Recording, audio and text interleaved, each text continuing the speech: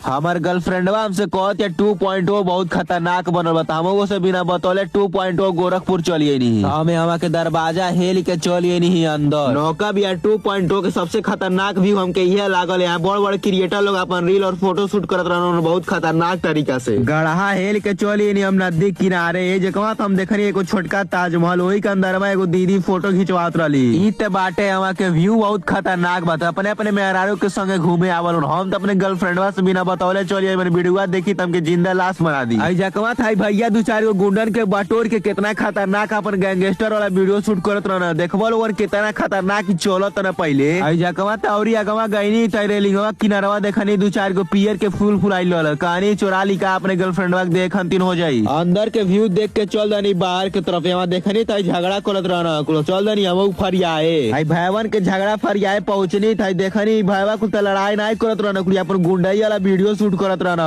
2.0 गोरखपुर घूम के हम चल दनी घरे, तो जबरदस्ती से हमारे वीडियो के लाइक शेयर कमेंट और फॉलो ठोक दिया लोग।